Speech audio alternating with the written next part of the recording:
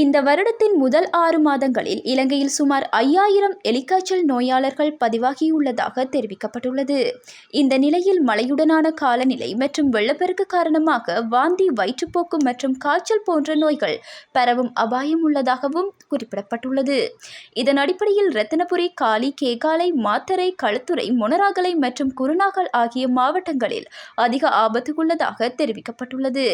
இதன் காரணமாக வெள்ளம் ஏற்பட்ட பகுதிகளில் வாழும் மக்கள் உரிய சுகாதார நடைமுறைகளை கடைபிடிப்பது அவசியமாகும் என சுகாதார பிரிவினர் சுட்டிக்காட்டியுள்ளனர். மேலும் இந்த நாட்களில் தசைவலி, தலைவலி, காய்ச்சல் மற்றும் வாந்தி போன்ற அறிகுறிகள் இருந்தால் முறையான மருத்துவ ஆலோசனையை பெறுவது கட்டாயமாகும் எனவும் தெரிவிக்கப்பட்டுள்ளமை குறிப்பிடத்தக்கது.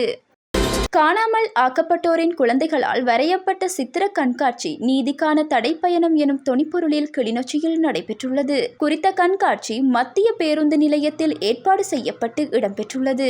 இதன்போது வடக்கு மாகாணத்தில் உள்ள போரின் போது காணாமல் போன மற்றும் பாதிக்கப்பட்ட குடும்பங்களைச் சேர்ந்த இளைஞர்கள், யுவதிகளிடம் நடத்தப்பட்ட சித்திர கண்காட்சியில் போர் குறித்து அவர்கள் மனதில் பதிந்த விடயங்களை ஓவியங்களாக வரைந்து காட்சிப்படுத்தியிருந்தமை குறிப்பிடத்தக்கது.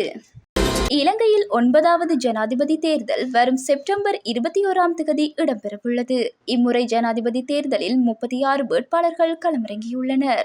இந்நிலையில் வேட்பாளர்கள் தற்போது மக்களை ஈர்க்கும் வகையில் தங்கள் தேர்தல் பிரச்சாரங்களை மேற்கொண்டு வருகின்றனர்.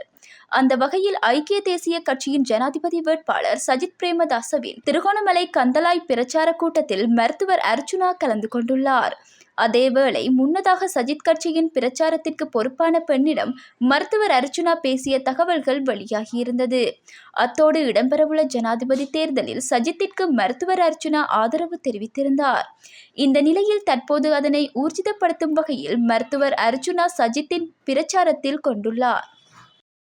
யாழ்ப்பாணம் அச்சுவேலி பகுதியில் குடும்ப பிரச்சினை காரணமாக பெண்ணொருவர் தீயிட்டு எரியூட்டப்பட்டு வைத்தியசாலையில் அனுமதிக்கப்பட்டுள்ளார்.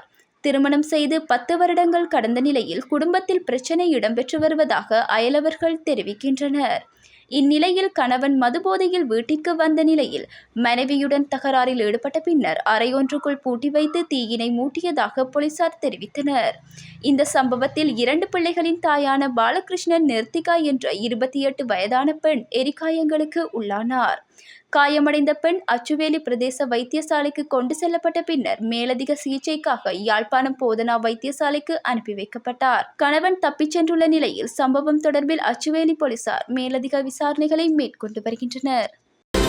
யாழ்ப்பாணம் குறிகட்டுவானில் கடமை நேரத்தில் மதுபோதையில் இருந்த போலீஸ் உத்தியோகத்தர் பொதுமகன் ஒருவரை தாக்கியதற்காக பணி நீக்கம் செய்யப்பட்டுள்ளார். ஊர்காவற்துறை போலீஸ் உத்தியோகத்தர் ஒருவர் மதுபோதையில் குறிகட்டுவான் பகுதியில் கடமையில் ஈடுபட்டுள்ளார். இதன்போது வீதியில் சென்ற பொதுமகன் ஒருவரிடம் லஞ்சம் பெற முயன்றதோடு அவர் மீது தாக்குதலும் மேற்கொண்டுள்ளார். இந்நிலையில் இது தொடர்பில் பாதிக்கப்பட்ட நபர் ஊர்காவற்துறை போலீஸ் நிலையத்தில் முறைப்பாடு பதிவு செய்திருந்தார்.